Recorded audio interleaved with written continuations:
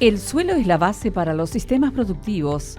Un suelo saludable y equilibrado en todos sus componentes se constituye en la llave para lograr un sistema de producción resiliente y sostenible, es decir, una producción de alimentos nutritivos.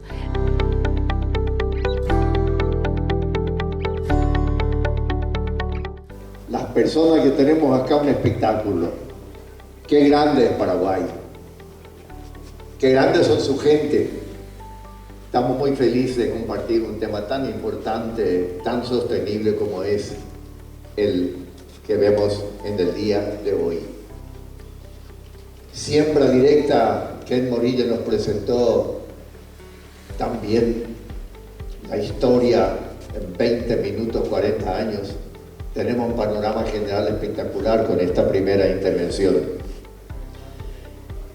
Tenemos que reconocer que Paraguay, un americano, hace poco estuve con el famoso Zoom en contacto con él y una de las cosas que me decía, paraguayos, hagan lo que pueden hacer y lo que saben hacer.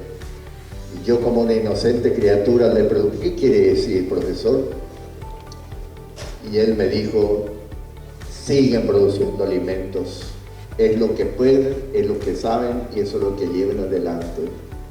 No pierdan demasiada energía en cosas que no van a poder competir, pero sí lo pueden hacer, sin lugar a duda, en el uso racional y sostenible de la tierra. El mundo les necesita. Qué linda frase. Y todo lo que estamos acá, realmente estamos para ese tipo de cosas, ¿verdad? Pequeños, grandes productores, el campo. Importante. Tenemos también que eso depende mucho de la política, pero la política de no estamos, el productor jamás pide subsidios, lo cual es muy sano en la economía. No reclama subsidios. Lo que reclama el productor, un escenario propicio, espectacular para que él, con su esfuerzo, con su trabajo, pueda adelante. Y tenemos que cuidar que todas estas magníficas herramientas que presentó Ken Morilla no se oxiden en sentido figurado, que no se oxiden. Porque si estos se oxidan, si esto termina, no habrá más pan en las mesas de Paraguay. Tenemos buenos productores, excelentes productores, un país espectacular. Tenemos que cuidar algunas cosas que creo que vale la pena también mencionarlo para que tengan la sostenibilidad de adelante. Una preocupación personal que tengo es la expansión de las ciudades sobre suelos agrícolas. Se van expandiendo. También las ciudades tienen que ir como la agricultura verticalmente, como que él nos dijo, bueno, tendríamos que sacar 5.000, 6.000 kilos por hectárea de soja y quizás 10, 12.000 kilos de maíz por hectárea. Tenemos que ir a la agricultura verticalmente, pero las ciudades también. Me preocupa la expansión horizontal de las ciudades sobre suelos agrícolas. También me preocupa los asentamientos humanos sobre suelos agrícolas. Lo digo así medio profesamente porque tenemos un líder, como presidente de la República, algo tenemos que hacer. Yo soy amante del libre mercado, pero algunos frenos habría que poner. Cada vez que vamos a un campo ve nuevos asentamientos, nuevo fraccionamiento. También la ley de la herencia me preocupa porque si un productor tiene 100 hectáreas, tiene 4 hijos, le quedan 25 hectáreas a cada hijo, pero va a tener 16 nietos, le quedan 6 hectáreas nomás los nietos, y el bisnieto ya queda con un sitio para una casita nomás. Esta cosa es lo que tenemos que cuidar porque tenemos que preservar no solo hacer siembra directa, que es lo más importante que hay, sino también preservar la base productiva de nuestro país. El otro tema me preocupa un poquito de la mentalidad urbana que invada nuestra tierra. En todos los discursos escuchamos muy pocas cosas del campo. Estamos enamorados de la demanda, somos keynesianos muchas veces, en general. Toda la preocupación por la ciudad, claro que se entiende, claro que se comprende, pero el campo que da la alimentación, el agronegocio que representa el 45% de la economía de nuestro país, porque el agronegocio es una cosa compleja, no es solamente la agricultura primaria, sino que todo el transporte, todo eso que en realidad está involucrado. Es lo más importante que en nuestro país, eso es lo que tenemos que cuidar. Estamos enamorados todos de la demanda. Hace poco escuché el discurso de un representante de la FAO y me quedé preocupado. En la Expo estaba festejando que bajaron los precios de los productos. Yo no sé si en Paraguay tendríamos que festejar demasiado que bajen los precios de los productos. Es un pensamiento consumista y urbano. Yo creo que debemos ser mucho más felices cuando los precios suben, porque en el mercado libre esto hace que la gente produce más también. Y al producir más, por supuesto, más oferta y los precios siguen bajando para el consumidor también. Lógicamente, en un país es importante el productor y es importante el consumidor, pero tenemos que sesgar hacia un lado. Ese es un tema que quería tocarle ahora y manifestar mi felicidad, ponderar y agradecerle a Martín Cubilla como líder de la Federación por haber hecho este nuevo evento que creo que va a ser muy importante para la sostenibilidad. Yo sé que organizar eso es un esfuerzo, hay mucha gente que está trabajando en eso, un equipo flamante para que esto tenga el éxito que va a tener, eso es espectacular.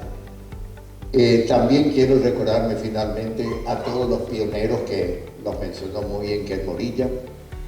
Es un esfuerzo, me acuerdo, yo estaba en el MAC cuando se gestó todo esto, en la mesa del gabinete técnico en aquel tiempo, cuando vino Rolf Lerch, un chileno alemán que ahora está en Alemania, espectacular su trabajo, la cooperación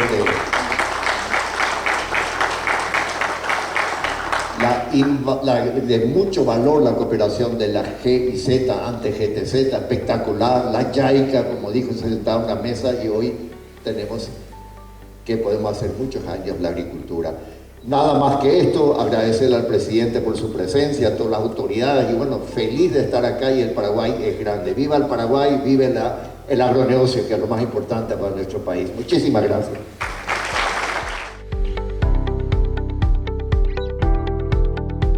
Por otro lado, expresó su preocupación por la expansión horizontal de los suelos agrícolas, la ley de la herencia de la base productiva, la mentalidad urbana y la escasa valoración al campo.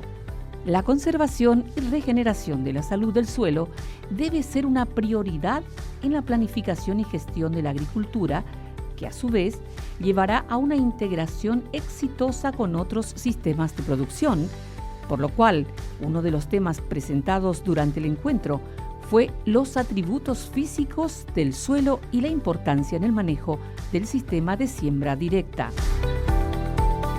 Cada vez que hablo de 1 milímetro es 1 litro por metro cuadrado, o sea que cuando me llueve 1 milímetro, en una hectárea me cayeron 10.000 litros.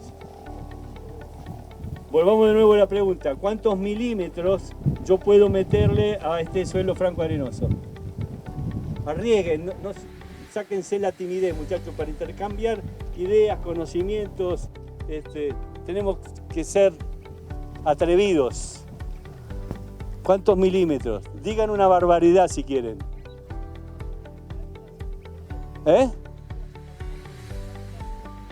150 milímetros. ¿Alguien da más? ¿Alguien más? ¿Alguien que arriesgue? Arriba, dale. 75. ¿Alguien más? Bueno, tuviste ser. ¿Quién dijo 150?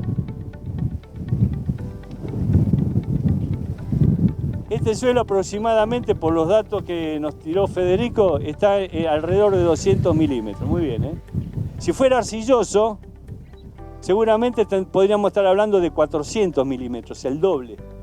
Pero como es arenoso, los poros chiquitos no son tantos, almacena hasta 200 milímetros. Pero fíjense que necesitaba 600, o sea que por más que siembre en este suelo bien cargado de agua, en su máxima capacidad de campo, necesito mucho más. Tiene que llover. Pero los voy a decepcionar, porque si vuelvo al ejemplo del trapo de piso, yo si lo aprieto al trapo de piso, empiezo a estrujarlo, al principio con muy poquita fuerza le saco agua. Y tengo que, a medida que le voy haciendo fuerza, le sigo sacando agua Hasta que llega un momento que me está costando ya. Estoy haciendo mucha fuerza, me empiezo a poner colorado, sigo haciendo fuerza, me pongo morado como la camisa del amigo y ya no le puedo sacar más agua. ¿El trapo quedó seco? No. Eso es lo que le pasa a la planta. La planta empieza a sacarle agua al suelo, al principio saca fácilmente. ¿Está viniendo otro grupo? 5 minutos, uy. Le cuesta sacar, a medida que se va secando, le cuesta sacar hasta que llega un momento que se marchita y se muere. ¿Cuánto es esa agua que le queda al suelo que la planta no puede sacarle? Y aproximadamente la mitad del agua total de la capacidad de campo. O sea que si tenía 200, lo que realmente está útil son 100. Pero si quiero agua fácilmente, el agua fácilmente aprovechable es la mitad del agua útil. Quiere decir que de esos 100, lo que está fácil para la planta es la mitad, son 50. O sea que por eso que acá, cuando tengo una semana que no me llueve, aparecen, como le dicen los veranicos, los brasileros. Porque con las demandas que tengo acá enseguida me quedo sin agua fácil y la planta empieza a estresarse. ¿Está claro esto? Quiere decir entonces que por más que tenga agua, tiene que llover porque no me alcanza la capacidad de almacenaje. Ahora, la capacidad de almacenaje dijimos que estaba en los poros chiquititos, que me la retienen. Pero para que el agua entre, para que la lluvia sea efectiva, no me interesa la lluvia que mido en el pluviómetro, sino que me interesa la lluvia que entra al suelo, necesito de los poros grandes. Y esos poros grandes sí que dependen de nosotros. Dependen de la materia orgánica que me genera, todo lo que nos explicó Federico, de la materia orgánica que me genera una buena estructura, poros, lo que nos explicó Casio, no lo voy a repetir. Necesito materia orgánica para que esa estructura sea estable y necesito raíces para generar porosidad continua.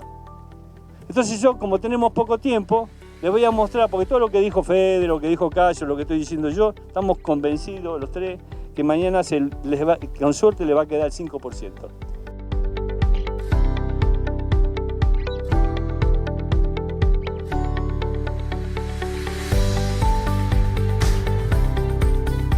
El especialista señaló que el suelo es un componente fundamental del ecosistema que proporciona una amplia gama de servicios económicos esenciales para la vida, como la producción de alimentos, la regulación del ciclo del agua, el almacenamiento de carbono, hábitat para la biodiversidad, soporte estructural y ciclo de nutrientes, entre otros.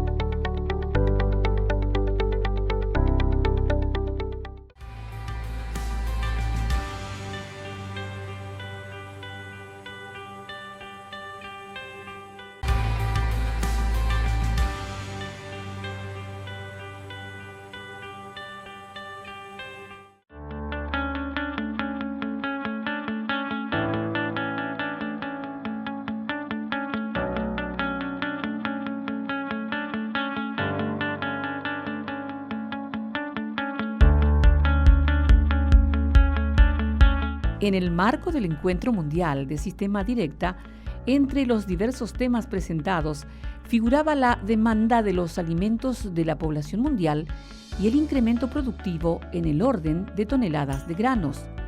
Santiago Bertoni, exministro de Agricultura y Ganadería, expuso sobre el panorama general del Paraguay, teniendo en cuenta el grado de inversión, la pobreza rural, la inflación, entre otros puntos analizados. Primero quiero hablar de la importancia que es la producción de alimentos. Si bien el Paraguay es un gran productor agrícola, lo que producimos es alimentos para el mundo, un gran actor para la seguridad alimentaria global. Las palabras del exdirector de la FAO, el señor Graciano da Silva, en el 2012 decía que para el 2050 se tenía que producir 60% más de alimentos para soportar al mundo. Y afortunadamente el Paraguay y el Mercosur están en una región privilegiada y somos todavía aquellos que podemos crecer en la producción de alimentos para suplir esta gran necesidad que requiere el mundo. El Paraguay produce alimentos para aproximadamente 120 millones de personas, a pesar de ser un pequeño país de 6.700.000 habitantes. En este esquema vemos la ubicación del Paraguay, que si bien estamos en una ubicación privilegiada, también esta ubicación de país sin litoral marítimo hace que todos tengamos que doblegar nuestros esfuerzos para mantener lo que ya dijeron los productores, la rentabilidad, alcanzar la calidad de vida y nuestros niveles de competitividad en el área productiva, porque tenemos que importar 1.000 kilómetros de flete extra con respecto a nuestros competidores para los insumos y otros 1.000 kilómetros extra para poder alcanzar a los mercados del mundo, que es una de las situaciones que más definen nuestras políticas de desarrollo. El panorama general, recientemente, gracias al esfuerzo que se ha hecho en el país por muchos años, hemos alcanzado el grado de inversión, algo que califica muy bien al Paraguay, que de todas las políticas que se han venido desarrollando para mantener la estabilidad económica, entre otras cosas. Tenemos una clase media del 57%, una clase media que se ha venido posicionando, que es sumamente importante porque es la que crea el consumo, y que mucha de esta gente llegó a este nivel es al esfuerzo o al buen desempeño que ha tenido en los últimos 20 años la agricultura. La pobreza rural, estamos refiriéndonos a la pobreza rural en particular, disminuyó del 2002 al 2022 en un 70%, o sea que tenemos del 70 al 33.8%, casi la mitad de la disminución de la pobreza en el área rural en el Paraguay. La inflación promedio, que se ha mantenido en estos años en el 4.4% en los últimos 15 años. El PIB del Paraguay con un crecimiento constante del 5%. Las cadenas agropecuarias en general representan el 31% del Producto Interno Bruto del Paraguay. O sea que de todo lo que se produce en el Paraguay, el 31% es producido por la agricultura. Tasa de crecimiento anual es el 4%, que esto yo creo que tiene que ser el compromiso de todos los gobiernos y de todos, de que el Paraguay siga creciendo ese 4%, porque para que cada vez menos compatriotas estén en la situación de pobreza y esa clase media se vaya fortaleciendo. Empleo en las cadenas, el 27% del empleo, o sea que más de 1 millón de empleos están directamente vinculadas al sector en el cual estamos representados todos en este momento. El nuevo paradigma de la sostenibilidad, la innovación, que lo llaman hoy por hoy agricultura regenerativa.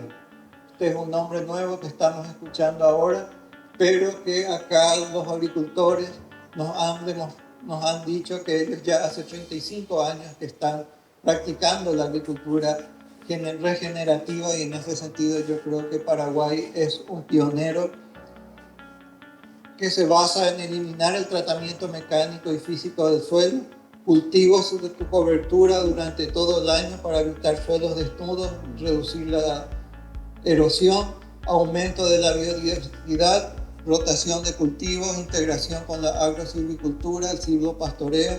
Vimos también la combinación de abonos verdes, todo eso hace mejorar la biodiversidad del suelo, incorporación de ganado en la producción de cultivos, conservación de raíces vivas de los cultivos perennes y aplicación precisa de insumos biológicos y químicos. Esto es algo que el Paraguay o los agricultores del Paraguay en un 98% lo vienen practicando ya hace 35 años. Por eso cuando nos hablan de transformación de nuestros sistemas agrícolas, a mí me da un poco de rabia, porque ya hemos transformado nuestra agricultura, ya venimos haciendo bien las tareas. Siembra directa, una cuestión de supervivencia. Acá ya lo han dicho, hace 35 años teníamos problemas de conservación de suelos, pérdida de fertilidad, veníamos de suelos de monte a suelos que han perdido la fertilidad y teníamos que encontrar el camino, ese camino poco a poco gracias a todas esas personas que han trabajado y a los agricultores que han venido incorporando esta tecnología, hoy tenemos el 98% y eso se ha reflejado en los distintos aspectos del desarrollo de nuestro país. La agricultura es el sector más importante de nuestra economía. De los países de la región también compartimos un peso importante de alrededor del 25%, 30% de la economía en lo que se refiere a Argentina, los datos que he podido ver recientemente. Y probablemente en los próximos años todavía este sector va a seguir teniendo un peso importante en nuestra economía, o sea que es un sector que tenemos que seguir cuidándolo, manteniéndolo y innovando para mantener estos mismos niveles de crecimiento. Vemos en las exportaciones del primer semestre del año 2024, de los cuales que son aproximadamente 6.000 millones de dólares, tenemos el 42% corresponden a productos primarios, el 34% a manufacturas de origen agropecuario. Vemos que las manufacturas de origen industrial se mantienen en un 13% porque viene creciendo año a año, que es creo que un indicador importante, y el resto corresponden a combustibles y energía. Ahí vemos los datos del Banco Central del Paraguay, y otro dato importante, dos productos representan el 49.8% de nuestras exportaciones totales, que son la soja y la carne. Y otros productos agrícolas que están ocupando una posición importante como el maíz y el arroz recientemente. Acá vemos la evolución de las exportaciones agropecuarias y el peso en el sector agrario. Vemos una variación aproximadamente del 47 al 74% de todas las exportaciones del Paraguay corresponden a nuestro sector, y ahí vemos en un color las exportaciones totales del Paraguay y las exportaciones en color gris, las exportaciones del sector agrario, y ahí se puede ver el peso que tienen y la curva de crecimiento que también acompaña nuestro Producto Interno Bruto a nuestro Producto Interno Bruto agrícola. Cuando tenemos un buen año agrícola, el Paraguay crece. Cuando tenemos un mal año, crecemos muy poco o dejamos de crecer. Cuando este buen desempeño que tuvimos aproximadamente del año 2000 ha conseguido, con el aumento de las exportaciones agrícolas, reducir nuestra pobreza total. El Paraguay en el año 2000 tenía cerca del 50% de pobreza y ahora estamos en torno al 24%, y si probablemente nos vayamos a los niveles prepandemia, este número también nos va a dar un indicador mejor. El buen desempeño de la agricultura ha contribuido a disminuir la pobreza en nuestro país, y la pobreza extrema ha disminuido casi 3 veces en este mismo periodo, del 15.2% al 5.6%. Y estos datos van para aquellas personas que dicen que la agricultura, el sector pecuario, no tiene ningún impacto en el resto de la población del país.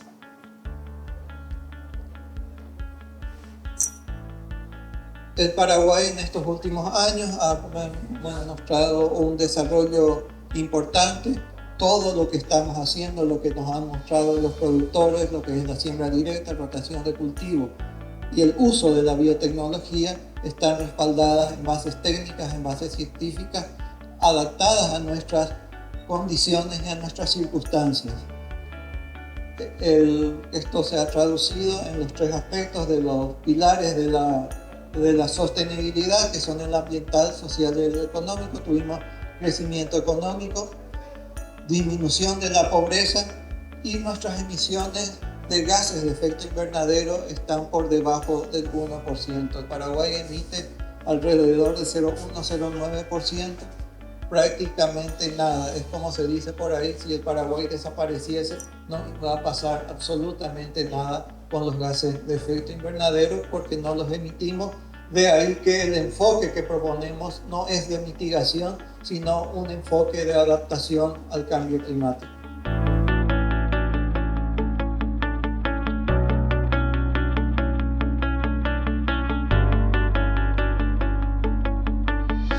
La agricultura regenerativa cuenta con principios imprescindibles como eliminar el tratamiento mecánico y físico del campo, el aumento de la biodiversidad, técnicas de rotación de cultivos, agrosilvicultura y silvopastoreo, la conservación de las raíces vivas de los cultivos perennes, la obtención de cultivos con cobertura durante todo el año para evitar suelos desnudos y reducir así la erosión.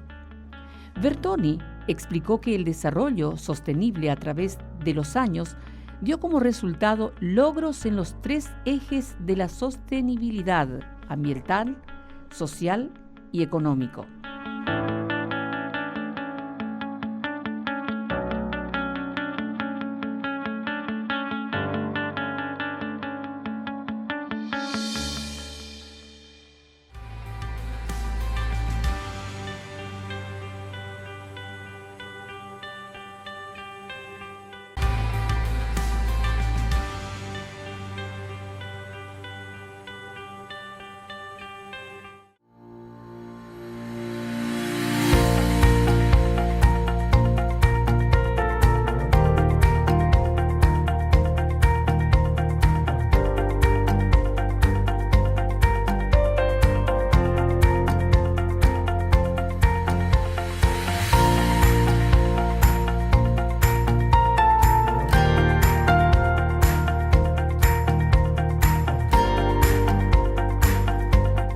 La producción de granos se mantiene estable desde el 2018, lo que para Santiago Bertoni representa un llamado de atención a poner en práctica nuevas alternativas para potenciar los números de producción nacional.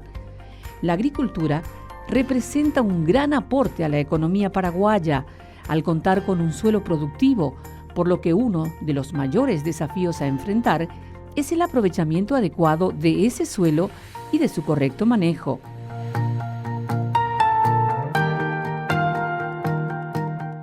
El crecimiento de la producción de granos en este periodo, la soja, los rendimientos de 1.300.000 toneladas de producción total, pasamos a unas 10 millones de toneladas, que es la producción promedio del Paraguay, un poquito más. En algunos años estuvimos bordeando ya los 11 millones de toneladas, pero también ahí siempre hay un llamado de atención. Este número está estable hace varios años, desde el 2018, y yo creo que algo tenemos que hacer para aumentar esta cantidad. En maíz también de 420 miles de toneladas, hemos pasado a 4.800.000 toneladas. En el año 2022, después de la seca tan fea que tuvimos, alcanzamos casi las 6 millones de toneladas. Es un cultivo importante.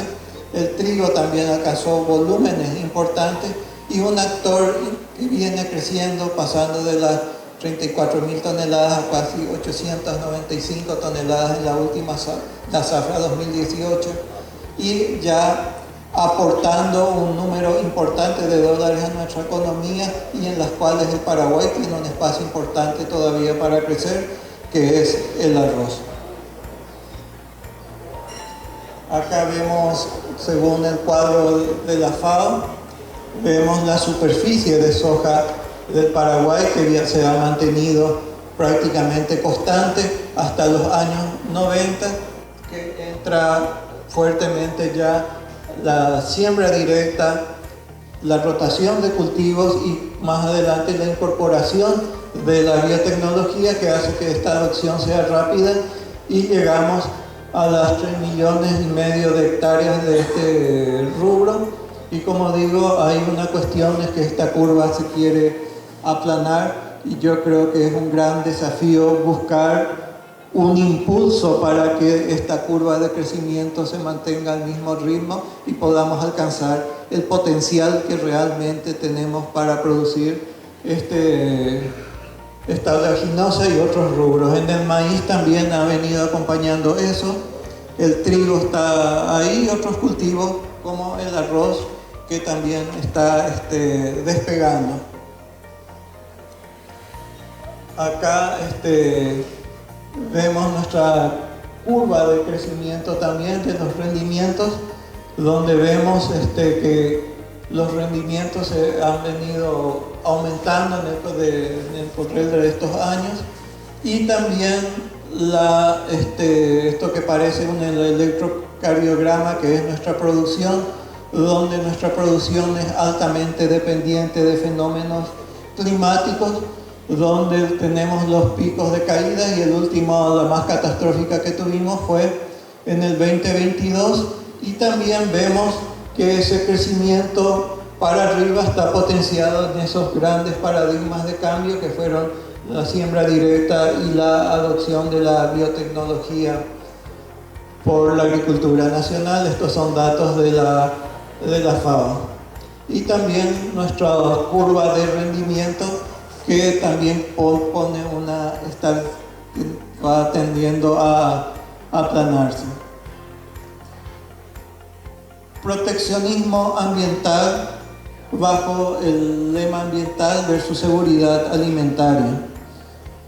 La Unión Europea ha iniciado sus políticas de protección a partir de finales de la Segunda Guerra Mundial. Ellos aplican lo que le llaman la política agrícola comunitaria, que en uno de sus ejes tiene la protección, que se basa principalmente en dos ejes. El reglamento 1115, freno para el desarrollo del Paraguay, la gran incógnita. El reglamento 1115 es una política europea derivada del Pacto Verde, en que ellos dicen que son responsables del 10% de la deforestación mundial por el hecho de que son grandes importadores de alimentos. Entonces nos aplican políticas de una manera unilateral y coercitiva para que todas las exportaciones o las importaciones, en el caso de ellos, afecte a suelos que no hayan sido deforestados a julio del 2022. Esto, si miramos así, debería ser un gran problema para nosotros, porque el 96% de nuestra soja, por ejemplo, para tomar como referencia, ya es libre de deforestación del 2006, no del 2020. Esta deforestación no hacen diferencia en lo que es legal o ilegal para el Paraguay. Esto puede ser un grave freno a nuestra siguiente frontera agrícola, que es el Chaco, donde por las leyes nacionales es aún posible realizar deforestación legalmente en nuestro país. Las leyes paraguayas que afectan, tenemos la ley 42, que ya es la ley 442 del año 73, que en su artículo 72 obliga a los productores a dejar un 25% de su territorio como bosques de manera intangible. Esto ya viene Paraguay aplicando del año 73, y en el caso de aquellos que hayan excedido en esta cifra, y muchos casos de esto sucede por lo que ya se habló acá, en que la propiedad es dividida y a uno le puede tocar un pedazo donde no hay bosque, entonces está obligado a recomponer en un 5% de esa propiedad. Esto simplemente para dar un esquema de las leyes de protección de nuestro país. La ley europea en un primer momento está a 7 productos que ellos llaman pertinentes, que en el caso del Paraguay afectará a la soja, la madera y a los productos derivados de la ganadería.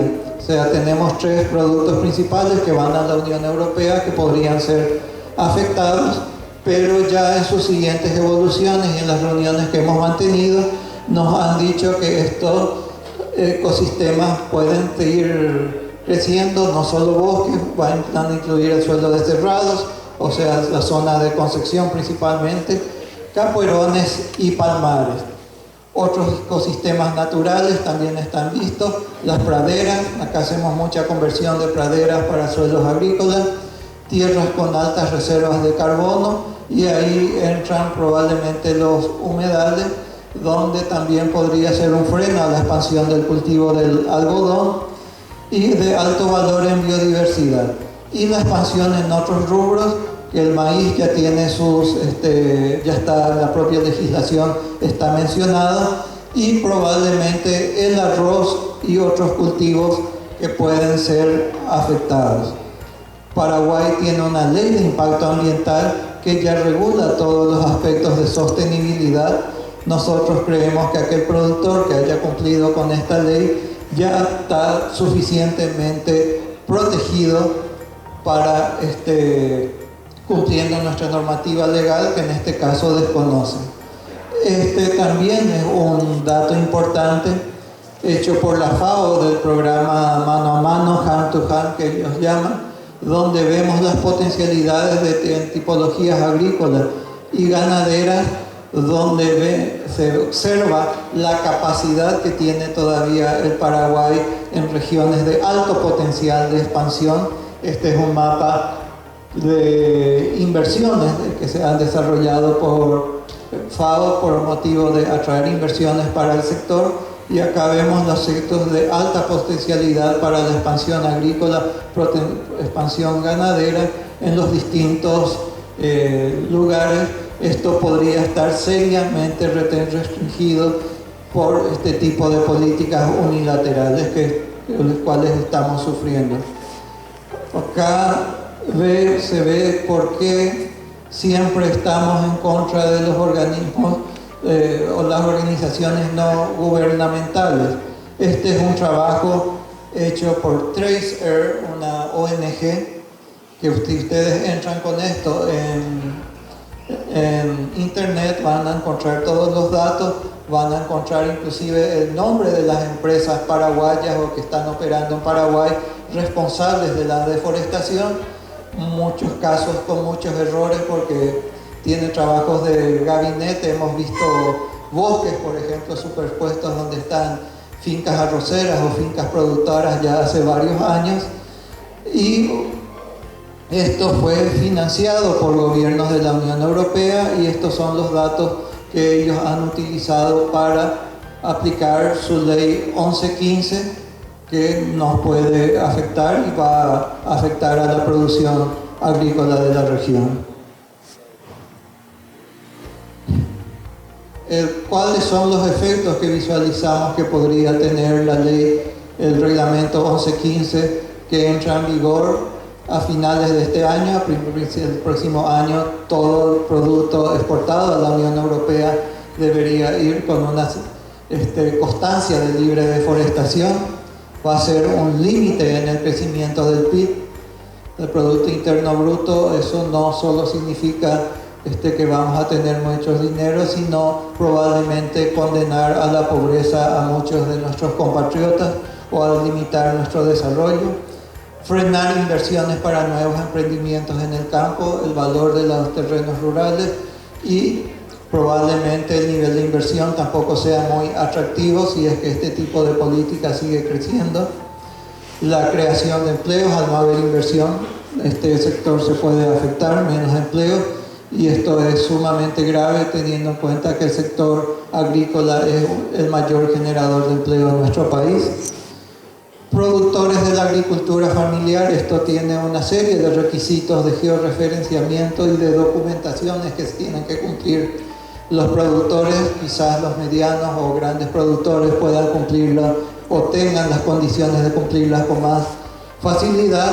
Al pequeño productor le va a ser complejo, difícil, y va a ser un factor de exclusión de mercado, de recibir menos precio por sus productos y de salir, y esto todo sumado es aumento de la pobreza en el Paraguay.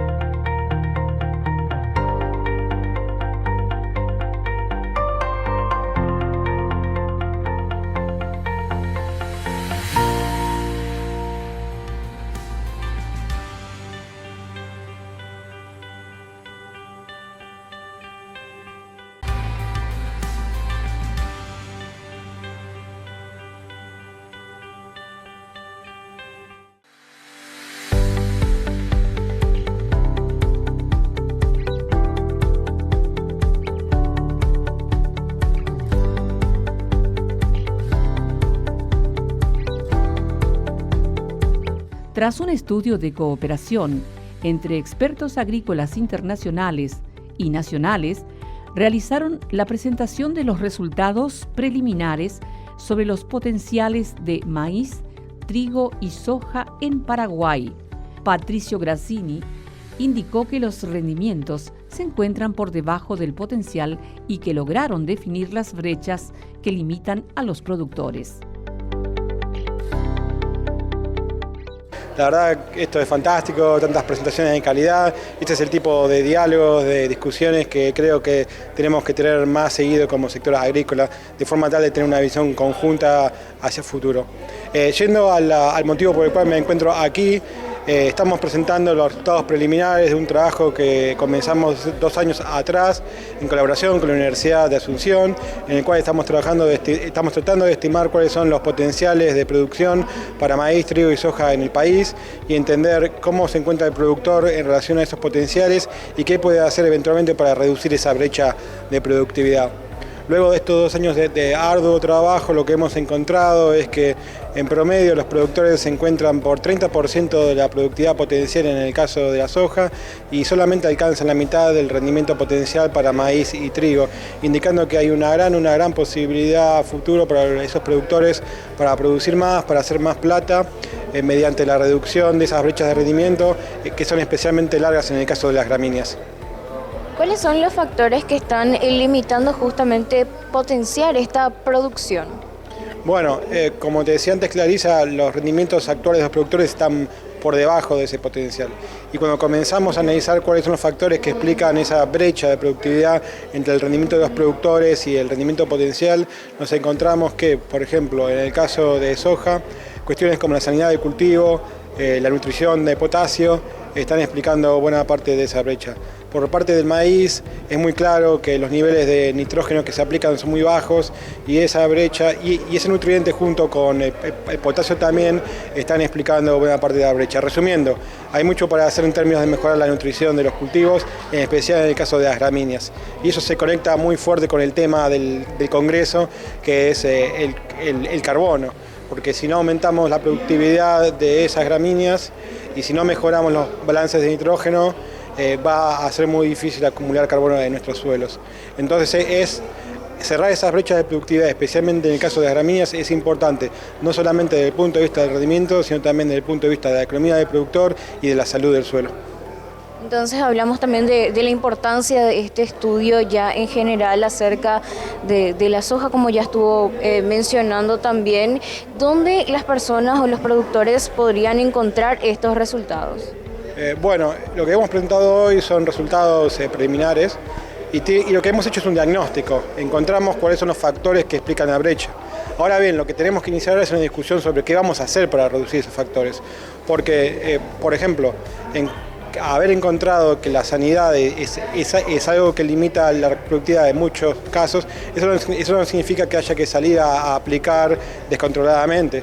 Quizás en muchos casos lo que pasa, lo que reflejan los datos es una baja eficiencia o un pobre manejo de pesticidas, por ejemplo. Entonces no queremos hacer recomendaciones en este momento, porque sabemos cuáles son los factores que explican la brecha, pero todavía creo que no estamos en una posición suficientemente maduras para traducirlo en recomendaciones. Dicho eso, Clarisa, ahora estamos planeando ir a una segunda fase del proyecto, en el cual vamos a trabajar con el sector público-privado, rompernos la cabeza para entender cómo podemos combinar diferentes tecnologías costo efectivas, ambientalmente amigables, que combinadas puedan llevar a que ese productor produzca más de una manera sustentable y haciendo dinero. Y para eso tenemos en mente hacer franjas a lo largo y ancho de todo el país, comparando manejo del productor versus un manejo mejorado que incluye potenciales soluciones a los factores que están detrás de la brecha y evaluar eso, como te decía antes, en términos productivos, económicos y ambientales.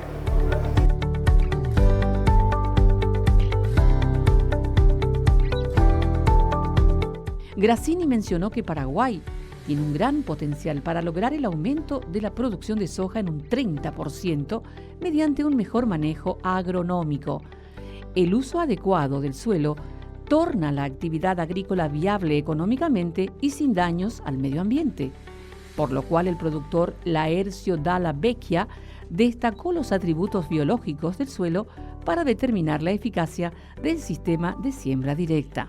A diferença entre uma planta de serviço e cultivo de renda. Olha, por exemplo, esse daqui é uma planta de centeio. Ele está no máximo desenvolvimento vegetativo e a partir de agora ele vai começar a perpetuar a espécie. Até nesse momento nós temos folhas ricas com muitos minerais, açúcares e tudo isso a planta vai translocar para enchimento de grão, porque a ideia é perpetuar a espécie. Agora eu quero fazer uma pergunta para vocês e eu quero muita sinceridade. Vocês gostam de comer carne macia, sim ou não? O nosso solo também. Então agora, nesse momento, quando a gente interrompe o ciclo da planta de serviço, derruba ela, nós estamos dando picanha para o solo. É comida de alta qualidade para alimentar os micro-organismos eficientes. E melhor do que essa picanha é o sistema radicular, exudatos jovens. Aí vai fazendo a biologia do solo, tudo que ele acabou de falar, você vai incrementando no nosso solo. E mais um detalhe importante. Por exemplo, vamos pensar em nós, seres humanos. Quando é que nós ficamos mais sensíveis às doenças? Quando a gente é pequeno, adolescente ou quando fica idoso? Idoso. Quando é que o soja ataca mais doença? No final do ciclo. Quando é que as plantas têm mais problema de doença? No final do ciclo. Então, algo muito importante, nós não podemos deixar as plantas perpetuar a espécie. Se nós quiser fazer mix de alta qualidade, plantas de serviço para alimentar o solo, é nesse ponto, no máximo desenvolvimento vegetativo. Se deixar passar daí, aí nós temos a necessidade de deixar para colher. Aí ele é um cultivo de renda. Aí já não tem os mesmos benefícios. E algo bem interessante, amigos. Qual planta vocês acham que é mais importante? Nós podemos relacionar isso com a nossa profissão. Vamos pensar o seguinte, eu quero que vocês citem aí 3 classes que vocês julgam ser as mais importantes.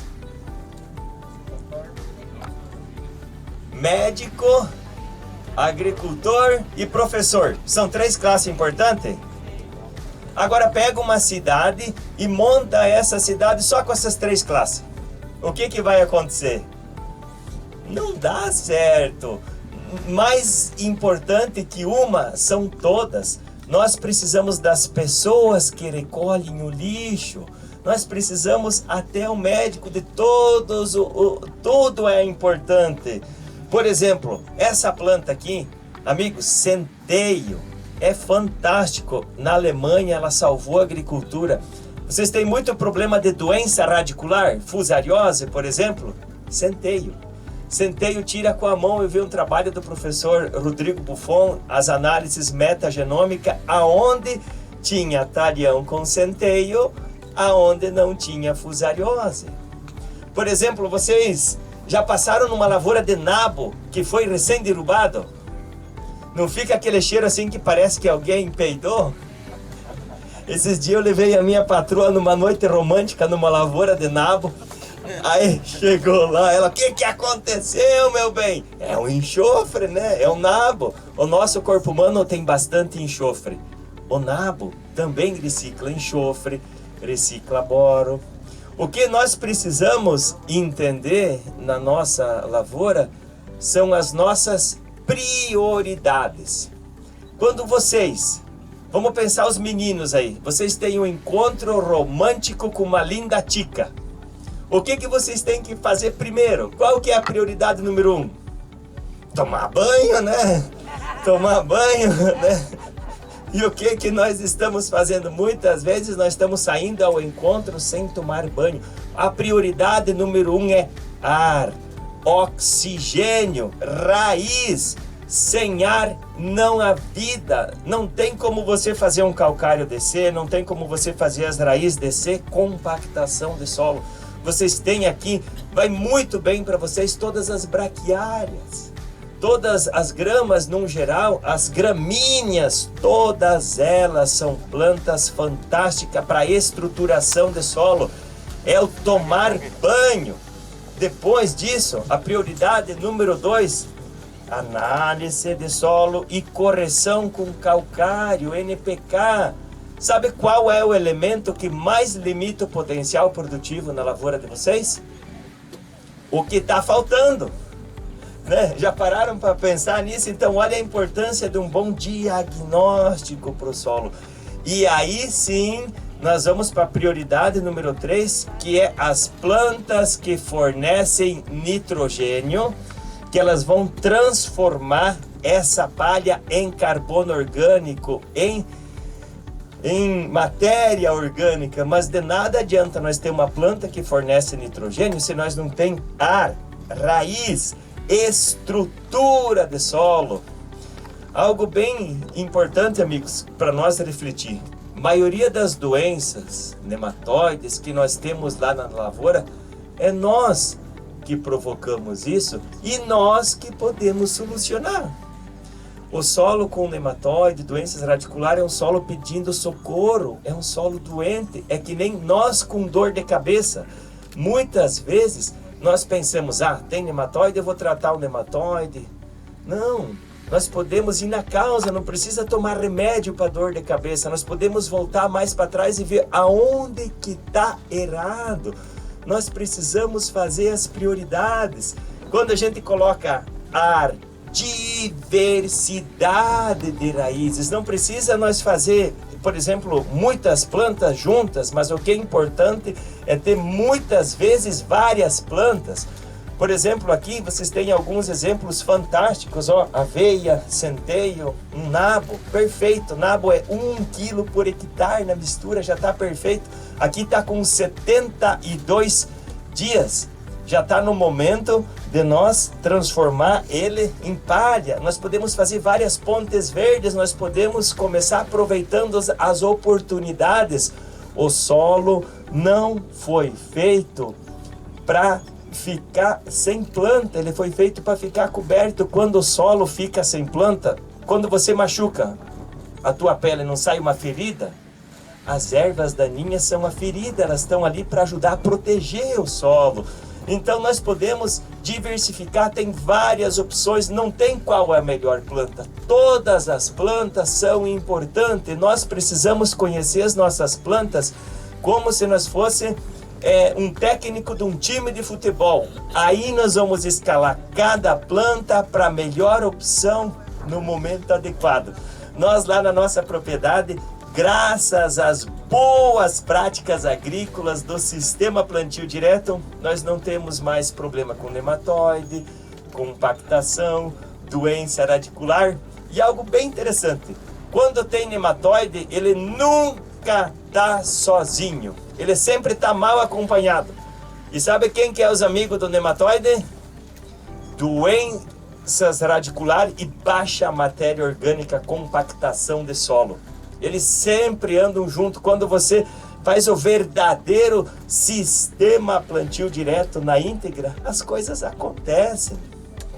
Não tem milagre, a natureza, ela prospera. Lá na nossa propriedade tem bastante minhoca, a dona Marie Bart estive lá fazendo amostragem. Mas por que tem bastante minhoca? Nós temos casa e comida. Quando vocês vão criar uma galinha de granja lá na casa de vocês para colocar ovo, qual é a prioridade número 1 que vocês têm que ter lá na casa? Antes, comida e galinheiro. Então aqui nós temos casa e comida, aí a fiarada aparece. Se fecha um galpão cheio de milho, aparece rato, sim ou não? Por quê? Porque você criou condições. Então o solo responde ao nosso manejo e nós, com as boas práticas agrícolas. Por su parte, el técnico agrícola Freddy del Valle indicó la importancia de los organismos vivos en el suelo. el papel que cumplen y los nutrientes que estos brindan a los cultivos. Acá estamos en la estación 2, atributo biológico de suelo. ¿Qué hace el ser vivo en el suelo? ¿Cómo el ser vivo reactiva la fertilidad del suelo? ¿Cómo el ser vivo protege a la planta para que no le ataquen las enfermedades? ¿Cómo el microorganismo induce a la planta a que produzca hormonas de producción? Esas hormonas inducen a la planta a que produzcan raíces. Las raíces son las bocas de alimentación de la planta. Si la planta no tiene raíz, no se puede alimentar suficiente. La planta necesita comer mucho para producir mucho, necesita beber mucha comida. La planta necesita explorar superficie en amplitud y en profundidad para que se pueda sostener cuando hay un estrés hídrico o otro efecto abiótico. Para eso necesitamos hacer raíces que generen poros que oxigenen el suelo. El oxígeno hace que el microorganismo benéfico se multiplique. Cuando hay ausencia de oxígeno, se multiplican los patógenos. Entonces, hay que equilibrar eso. Ingeniero, ¿cuáles son los atributos que se vieron en este tipo de suelo? Acá vimos muchas galerías, mucho aumento de materia orgánica en profundidad, galería que permite la infiltración de agua producido por insectos necrotróficos.